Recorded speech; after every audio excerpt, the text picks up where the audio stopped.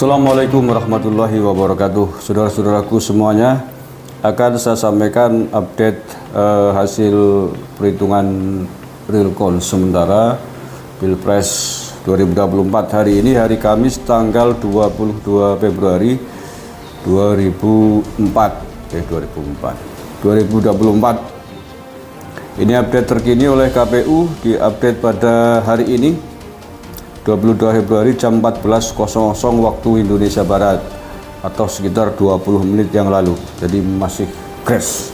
Jangan khawatir, saya sampaikan update yang paling baru lah. Oke, sampai detik ini perhitungan suara di KPU sudah masuk sebanyak 74,72% suara. Ya, suara yang sudah masuk dari seluruh tanah air dan juga luar negeri itu sudah sebanyak 74,72% suara, naik hampir 1,5%. Semalam masih 73%. Suara itu dikumpulkan dari jumlah TPS yang telah masuk, telah dihitung sebanyak 615.000 TPS, sekian. Sambil gelondongan ini lah ya. Yang dikumpulkan dari jumlah total TPS 823.000 TPS. Oke, dan masih aman, posisi Prabowo Gibran justru terus meningkat. Pasangan Gemo Samsul terus meningkat. Semalam masih kemenangannya di 58,8%. Siang hari ini sudah naik satu digit, 58,91%. Ya, kemenangan Prabowo Gibran pada angka persentase 58,91%, hampir 60%. Dengan jumlah perolehan suara yang sudah dihitung masuk ke pasangan 02 sebanyak 64.500.000 sekian. 64.500.000 sekian. Jelas ya, masih Prabowo Gibran, Gemoy masih di ranking pertama, jauh meninggalkan pasangan 01 dan 03. Pasangan 01 Amin baru mengumpulkan suara sebanyak 26.374.000 sekian, dalam kurung 24,09%. Masih persentasenya tetap, bahkan cenderung turun sedikit. Begitu juga pasangan Gama Ganjar Mahfud, pasangan Satset tapi sekarang menjadi Serat-Set ya, mengumpulkan suara atau perolehan suara yang sudah masuk sebanyak 18.621.000 sekian, 18.621.000 sekian, dalam kurung 17,01%. Paham ya? Jadi jangan percaya informasi hoax yang katanya Prabowo Gibran ambruk, melorot jauh, enggak, itu hoax. Ini yang saya sampaikan adalah KPU ya, website KPU resmi, diupdate baru saja belum lama. Jadi percayalah, ini data yang akurat. Oke, jadi bagi yang kalah 01 dan 03 udah nggak usah macem-macem, terima aja kekalahan, nggak usah keluar-keluar menolak hasil pilpres, nggak usah keluar-keluar hak angket apa lagi Pak Ganjar.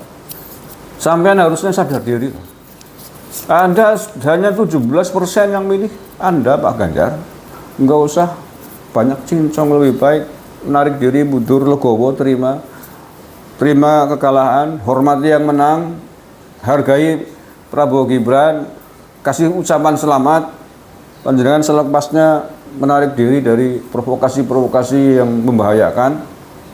Kalau misalkan mau ada yang ditindaklanjuti dugaan pelanggaran pemilu, biarkan, serahkan kepada yang bertugas, pada tim-tim partai itu ada. Ya, saya sepakat itu harus diurus. Karena boleh jadi pelanggaran-pelanggaran pemilu dilakukan oleh banyak pihak di luaran sana, oleh masing-masing pendukung, yang terjadi di seluruh pasangan capres-capres ada. Pasangan capres-cawapres 02 juga saya membaca laporannya semalam menerima aduan laporan sekitar 700 lebih pelanggaran dugaan pelanggaran pemilu yang dilakukan oleh lawan politiknya, dalam kurung 01 dan 03. Jadi sama-sama ada yang melakukan pelanggaran dan itu wajar.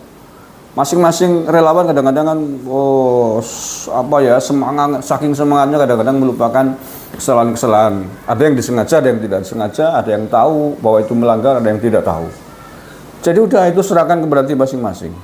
Panjenengan Pak Prabowo, Pak Mahfud tarik undur diri dari peredaran, lebih baik merenung diri, mengevaluasi diri, menghormati yang menang, sampaikan ucapan selamat kepada yang menang, dan akuilah kekalahan. Itulah sikap terhormat sebagai pemain, bukan sikap-sikap pecundang.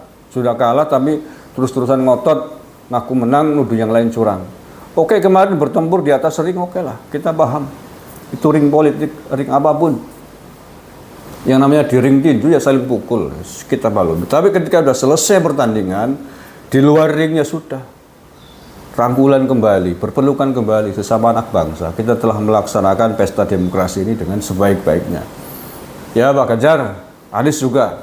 Jangan malu jangan kalah dengan timnas Garuda kita.